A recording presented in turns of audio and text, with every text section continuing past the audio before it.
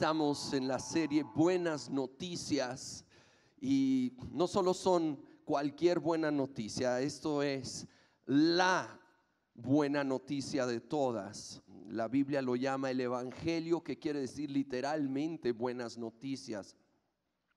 Y en particular estamos viendo la expresión de ellas en Romanos capítulo 8, donde después de estar desarrollando, describiendo el plan de Dios de salvación, el plan de Dios para vivir la vida en Él a través de los primeros capítulos, llega aquí a su conclusión.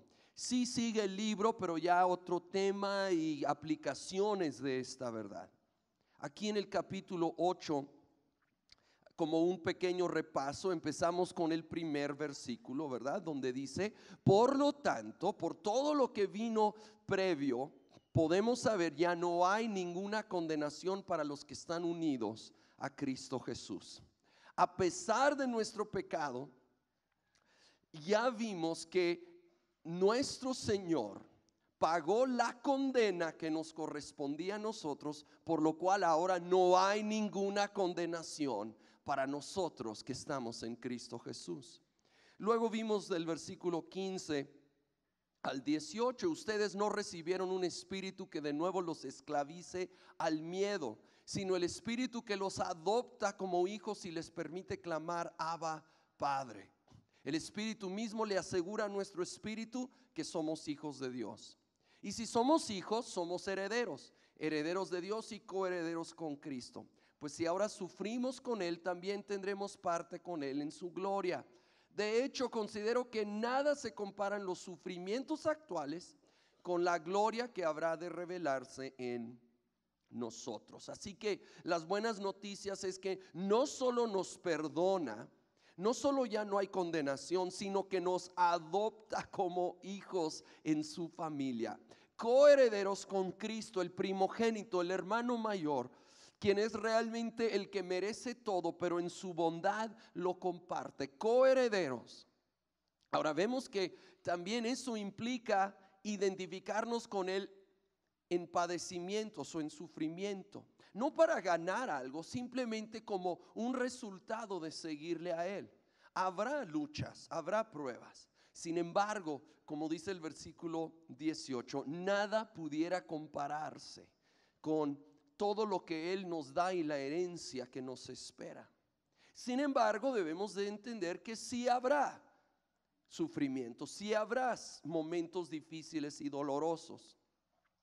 El día de hoy vamos a ver otra parte de las buenas noticias, donde nos revela que no tan solo no se compara lo bueno y maravilloso que Dios nos tiene con el sufrimiento, pero increíblemente que aún el sufrimiento Dios lo usa para un bien.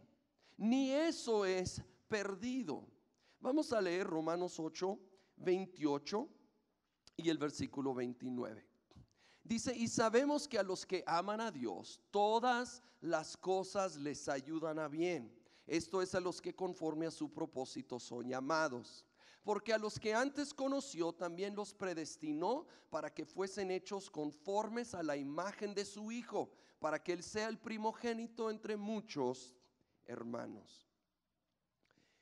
Romanos 8:28, para muchos, y me incluyo en la lista, es uno de los versículos ancla de mi vida. Uno de ellos de lo cual yo me agarro, sobre todo en tiempos difíciles, sabiendo que Dios está en control y que Dios está usando todo para un bien mayor que tal vez yo no puedo ver en el momento.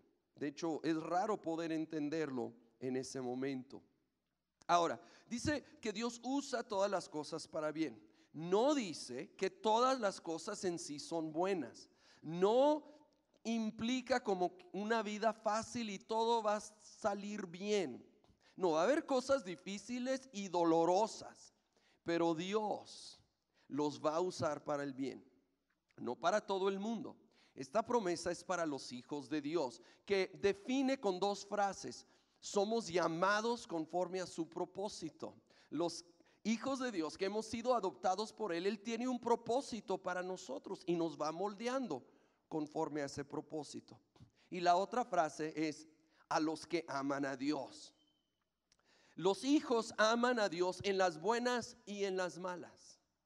Sí, porque gente pudiera hasta decir, pues yo amo a Dios sin conocerlo, pero esto realmente se va a revelar en los tiempos malos, cuando no suceden las cosas que ellos quieren. Y entonces se va a revelar quién realmente ama a Dios. Porque en la Biblia, amar a Dios no es algo sentimental, está ligado a la obediencia y la entrega.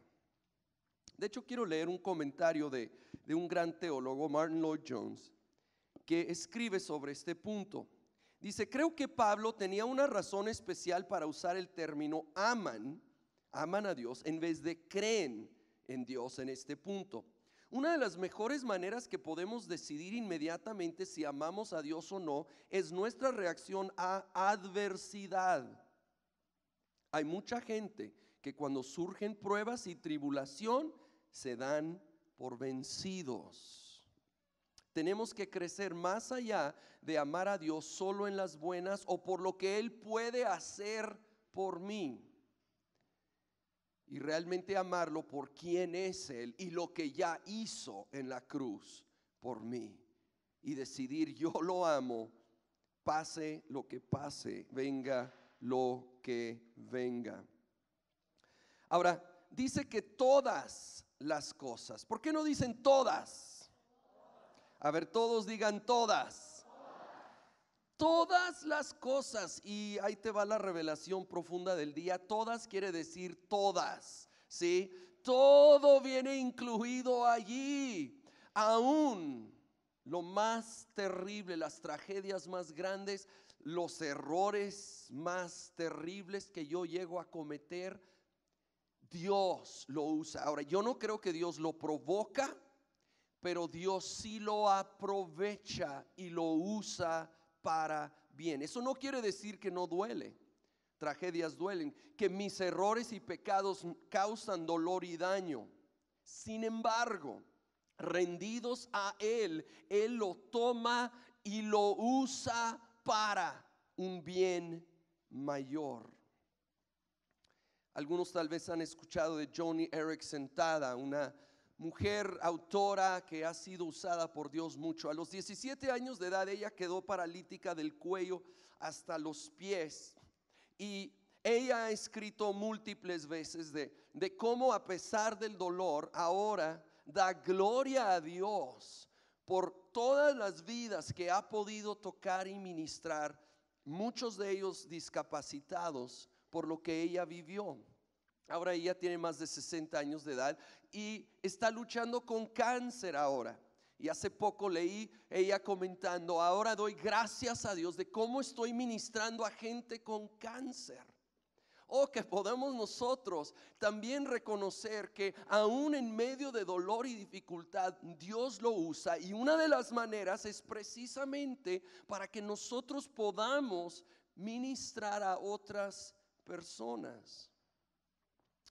Quizá no hay un caso más claro de esto para mí en el Antiguo Testamento que José el soñador.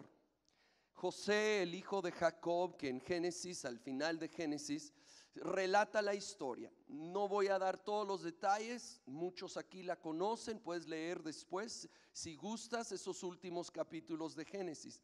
Pero el resumen es que José, teniendo unos 17 años de edad, se calcula, es vendido por sus propios hermanos como esclavo. Es llevado a Egipto, esclavizado, privado de su libertad, privado de estar con su padre que tanto amaba. Ahí empieza a esforzarse, a cumplir y ser fiel a pesar de la injusticia. Pero luego la esposa de su amo Potifar lo acusa de tratar de violarla falsamente. Y ahora, para añadir a lo ya injusto, es echado a la cárcel por, se calcula que más de 10 años. Allí, olvidado, abandonado. Sin embargo, con el tiempo llegó el momento que Él interpreta el sueño de un preso, un copero, había sido el copero del rey, es restituido, se olvida de José otra vez. Y luego finalmente el faraón tiene unos sueños, el copero se acuerda de José, lo llaman, interpreta los sueños y es puesto como el segundo al faraón sobre todo el imperio de Egipto. Y de allí él, con la sabiduría de Dios, prepara el imperio para 7 años de hambruna que vendrían y salva al pueblo y a todo su alrededor de hambre. Sin embargo, aquí el punto central es la situación con sus hermanos y cómo sus propios hermanos lo vendieron como esclavo.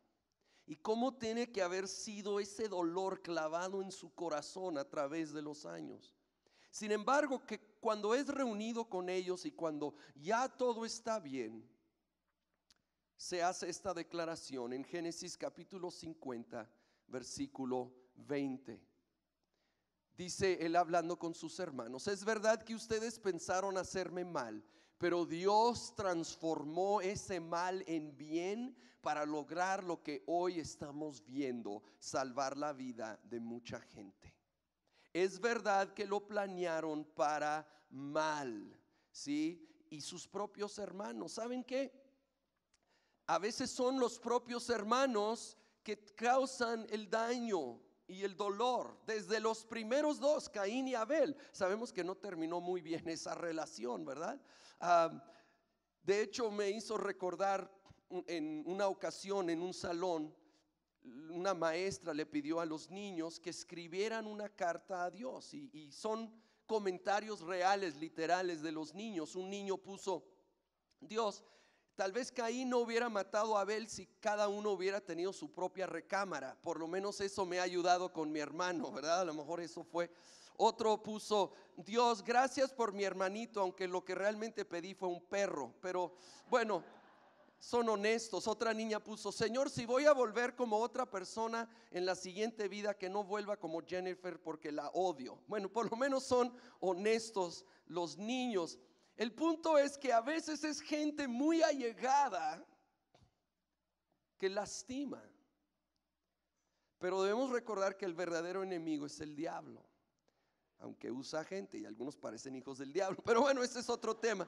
El punto es que suceden cosas y el verdadero enemigo, el diablo, lo planea para nuestro mal, pero Dios aún eso lo transforma para bien. Repito, yo no creo que Dios manda todo. A veces es el diablo, a veces son nuestras malas decisiones que provocan cosas y consecuencias. Y no estoy diciendo que no hay el momento de dolor, pero todo incluye todo. Todas las cosas Dios las transforma y las usa para un bien mayor en nuestra vida.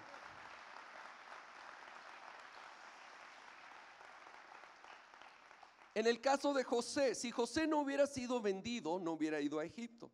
Si no hubiera sido esclavizado, no hubiera estado en la casa de Potifar. Luego, si la esposa de Potifar no lo hubiera acusado, no hubiera ido a la prisión. Si no hubiera ido a la prisión, no hubiera interpretado el sueño del copero. Si no hubiera interpretado el sueño del copero, el copero no lo hubiera hecho referencia ante el faraón, por lo cual no hubiera interpretado el sueño del faraón y no lo hubieran puesto en esa posición de autoridad para guardar la comida durante la hambruna, y multitudes hubieran muerto de hambre. Lo que empezó como algo muy malo, Dios lo usó para algo muy bueno. El detalle es que pobre José no podía ver eso durante ese largo proceso. Igual nosotros rara vez entendemos lo que Dios está haciendo durante el proceso. De hecho, hablando de José, el Salmo 105 dice que el dicho del Señor le probó. Es decir, la palabra que Dios le dio a José lo estaba probando.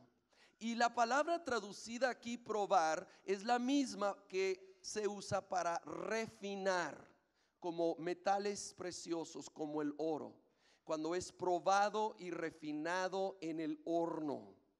Dice que eso estaba haciendo Dios con José. La misma palabra lo estaba probando. ¿Sabes que la misma palabra de Dios que nos da aliento también nos prueba? Sobre todo promesas que no se están cumpliendo, están tardando en cumplirse, puede volverse algo que nos está probando, nos está estirando, nos está refinando, pero es para un bien mayor, nos está purificando y preparando como el oro. Así que quiero animarte, aférrate a la palabra de Dios, pero rinde tus sueños a los tiempos y términos de Dios, a los tiempos y maneras que Él obrará, sabiendo que es fiel a su palabra y su palabra no volverá vacía, pero rendido a su proceso para llegar ahí. Saben, en los tiempos de espera y dolor es fácil perder el enfoque. Es fácil en el desánimo y la desilusión abandonar la carrera. Le pudiera haber pasado a José, pero no. Fue excelente y fiel en la casa de Potifar. Fue excelente y fiel en la prisión. Se guardó, huyó de la tentación. ¿Y saben qué hizo también? Perdonó a sus hermanos. Lo sabemos por la manera que cuando ya llegan, Él, después de probar sus corazones, los abraza, les da tierra en Egipto. Tenemos que cuidarnos. No permitas que la prueba te impulse a dejar de ser fiel en lo poco, a dejar de huir de la tentación, a dejar de perdonar. No permitas que eso te robe y atrase los procesos y propósitos de Dios. Sabes, hay un dicho: el mismo sol que derrite la cera endurece el barro. El mismo sol a la cera la derrite, pero el barro es endurecido. La misma prueba a una persona la va derritiendo y siendo moldeado a los propósitos de Dios, y otro se va endureciendo, otro se cierra, tal vez se amarga, y los propósitos de Dios no se están cumpliendo. Ahora Él es un padre que ama y no te va a soltar y va a insistir, pero va a extender mucho ese tiempo de prueba. Mejor te animo, ríndete. Seamos cera que se derrite ante el fuego de lo que Dios está queriendo cumplir en nosotros, porque nunca sabes. Así como José, cómo Dios puede tomar algo tan malo y voltearlo y transformarlo y usarlo para algo tan bueno. Leí una historia esta semana de un rey africano y su mejor amigo que salieron a cazar. Su amigo siempre le preparaba el rifle al rey, y en esta ocasión no fue la excepción, pero cometió algún error en preparar el rifle, y cuando disparó explotó hacia atrás y le arrancó el dedo pulgar al rey. El rey, furioso con su amigo, lo mandó a la cárcel.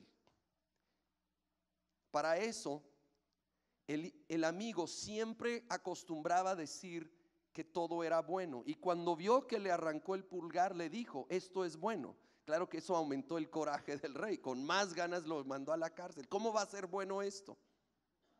Como un año después, el rey volvió a salir a la cacería, ya sin su amigo que seguía en la cárcel, pero cayó en una emboscada de unos caníbales y lo agarraron. Iban a hacer su carne asada y la carne era el rey, ¿verdad? Entonces prepararon ahí el carbón, prepararon el fuego y lo iban a echar cuando notaron que le faltaba un pulgar, y para ellos, si no estaba completo, era defectuoso, y lo soltaron. Se había salvado por ese aparente error y accidente. Digo, sí había sido un accidente, pero lo que parecía tan malo sí había sido bueno. Así que volvió contento y sacó a su amigo de la prisión. Le contó: tenías razón, perdóname, te tuve en la cárcel por un año. A lo cual su amigo dijo: fue bueno estar en la cárcel. ¿Cómo va a ser bueno perder un año de tu vida aquí? Si yo no hubiera estado en la cárcel, yo hubiera ido contigo a esa cacería, ¿sí? Y sabes que a mí no me falta ningún pulgar. A mí sí me hubieran botaneado, así que Nunca sabes cómo algo malo puede resultar para bien. Ahora hay un bien mayor sobre todos, y es a lo que del que habla el versículo 29 de Romanos 8, ahorita lo leímos, donde habla de que Dios nos predestinó para ser hechos conforme a la imagen de su Hijo. El bien mayor es que Dios nos está moldeando a parecernos a su Hijo Jesús. Está moldeando nuestro carácter. Saben, en una familia natural, biológica, hay un parecido físico y a veces también en carácter, en temperamento entre la familia. En la familia de la fe, esto es un proceso que Dios va obrando, moldeándonos a parecernos al carácter de Jesucristo. Este es el bien sobre todos los bienes. Y a veces es difícil, pero somos familia, adoptados, coherederos con Cristo. Él pone su Espíritu Santo, su ADN está en nosotros y nos está moldeando para reflejar su carácter, y su gloria. ¿Para qué? Dice ese versículo 29 también, Jesús sea el primogénito entre muchos hermanos, que muchos vengan y sean adoptados en la familia. Pero Dios quiere usarnos a nosotros, pareciéndonos más y más a su Hijo Jesús. Va a traer más y más a la familia de la fe. Esto es maravilloso, pero saben, no cambia el hecho de que el proceso es doloroso y a veces francamente misterioso. Hay cosas que toman años entender qué estaba haciendo Dios. Hay unos que toman décadas. Hay unos que, no los entenderemos hasta el cielo, porque la Biblia habla de las cosas secretas de Dios. Pero podemos y debemos confiar en nuestro Padre y su palabra. Saben, a veces la vida es como un rompecabezas. Y pensé en la palabra y a veces es literal, nos quiere romper la cabeza. ¿Qué está haciendo Dios? Pero también como el objeto, ¿verdad? Cientos o aún algunos miles de piezas, y cada una por sí sola no tiene ningún sentido. ¿Ves esa piececita? ¿Esto qué es? Un colorcillo ahí. No tiene ningún sentido, excepto cuando lo juntas con todas las demás piezas, y ahora puede ser un cuadro hermoso. Y así muchas experiencias de la vida aisladas parecen no tener ningún sentido y ser puro dolor o frustración. Pero nuestro Padre tiene la portada de la caja. Él tiene el diseño divino y Él está juntando todas las piezas para hacer un cuadro hermoso de tu vida y de mi vida, para un bien mayor de parecernos más y más a Jesucristo y que Él sea glorificado más y más. No te afanes de no poder entender el propósito de cada pieza. Ríndela a nuestro Padre, sabiendo que Él nos ama, sabiendo que Él tiene el control y que Él va a usar todas las cosas para bien. En eso sí podemos confiar. Primera de Pedro capítulo 5, del versículo 6 al 10, es un pasaje que también me ha ayudado mucho en tiempos difíciles y creo que va de la mano muy bien con lo que estamos viendo hoy. Dice: humillaos pues bajo la poderosa mano de Dios, para que Él os exalte cuando fuere tiempo, echando toda vuestra ansiedad sobre Él, porque Él tiene cuidado de vosotros. Sed sobrios y velad, porque vuestro adversario el diablo, como león rugiente, anda alrededor buscando a quien devorar, al cual resistid firmes en la fe, sabiendo que los mismos padecimientos se van cumpliendo en vuestros hermanos en todo el mundo. Mas el Dios de toda gracia, que nos llamó a su gloria eterna en Jesucristo, después que hayas padecido un poco de tiempo, Él mismo, esto es lo que está haciendo, os perfeccione, afirme, fortalezca y establezca. Cuando no sé qué hacer, yo necesito humillarme ante la poderosa mano de Dios. Yo necesito reconocer, Señor, yo no entiendo, yo no puedo, pero tú sí. Y Él nos exaltará, Él hará su obra, Él traerá el bien mayor cuando fuere tiempo, en su perfecto tiempo. Y en el proceso, versículo 7, echar toda mi ansiedad sobre Él.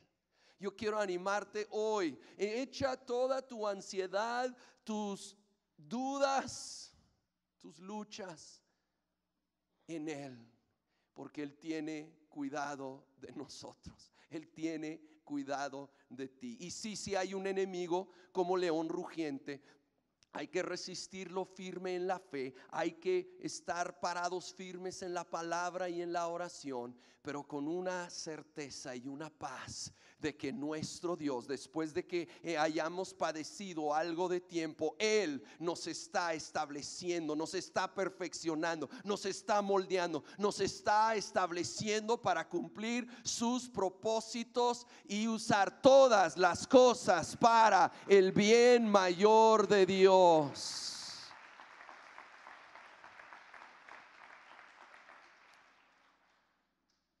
Yo ya he contado lo que voy a contar ahora, pero siento que es apropiado incluirlo aquí. De nuevo, muchos han oído de lo que vivimos mi esposa y yo con nuestro hijo menor Kevin, que fue diagnosticado con glaucoma en ambos ojos a los 4 meses, y cómo Dios abrió las puertas para operarlo, y cómo de allí nos mandaron a que cada 3 meses se le hiciera una revisión de la presión de sus ojos. Era crucial porque si otra vez se le subía la presión tenía que tener otra operación inmediatamente. Y el procedimiento para revisar la presión de sus ojos consistía en lograr mantener abierto su ojo para que el doctor presionara un aparato contra el ojo, lo detuviera ahí unos 3 segundos hasta que registrara la presión. Ahora, esto era sumamente incómodo, obviamente, un aparato presionado contra el ojo abierto, y este era un bebé que no entendía. Así que la escena típica ahí era mi esposa y yo con el asistente del doctor agarrando las piernitas y bracitos de nuestro bebé, otros sosteniendo a fuerza su ojo abierto y el doctor tratando de presionar contra su ojo para tomar la presión, y el bebé pues gimiendo, gritando, luchando. De hecho nunca se logró en el consultorio y siempre tenía que luego llevarse a anestesia general para la revisión, pero siempre se intentaba porque hubiera sido mucho más sencillo. Pero él era tan pequeño que todavía no podía entender. Ya más adelante creció, le explicamos, lo sobornamos, ¿verdad? Con premios, y ya se dejaba con tal de recibir el premio al final, pero de muy pequeño no podía entender. Y me pregunto, ¿qué pudiera estar pensando dentro de su entendimiento de que mamá y papá están aquí presentes, participando en algo que me es muy doloroso, que parece una tortura, no pudiendo entender que era por amor, para que tuviera vista toda su vida? Y muchas veces así estamos en manos de Dios. Y mira, no podemos entender mucho de lo que Dios entiende y ve a través de la eternidad, a través de los corazones, a través de sus propósitos. No nos cabe. Es como un bebé con un adulto, no hay manera de poder comprender, y a veces sentimos: Dios, pareces que te olvidaste, pareces que no te interesa, parece que nomás estás permitiendo tanto dolor, parece que es indiferencia, pero realmente es por amor, porque Él está obrando un bien mayor que tal vez hoy no podemos ver, pero en su tiempo lo veremos. Y como José, daremos gloria a Dios por todo lo que hemos vivido, porque Él, como el oro, ha estado refinando y preparando para algo glorioso y maravilloso. Y podemos hoy rendir todo en sus manos y saber, y con esto termino, aun cuando no entiendo mucho, una cosa sé: el universo entero y mi vida en particular no está en manos de la suerte, no está en manos de las circunstancias, no está en manos de las coincidencias, no está en manos de simplemente qué sucede al azar. Está en manos de una persona que se llama Jesucristo y de Dios su Padre, que es mi Abba Padre. Allí está el universo, ahí está mi vida y ahí está tu vida.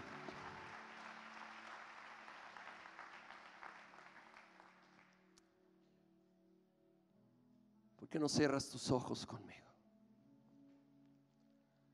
Y si yo nomás puedo acordarme de eso, cuando parece que todo se está desbaratando y no hay el propósito de lo que está sucediendo, acuérdate, tu vida no está en manos de la suerte o las circunstancias, está en manos de un Dios que te ama, de un Padre, tu Abba Padre, que te ama, te ha adoptado, te ha hecho heredero, coheredero con Cristo, y ahora está usando todas las cosas para bien, y sobre todo para el bien de moldearnos a la imagen de su Hijo, de ser más como Él, para que más vengan a sus pies y que Él sea glorificado más.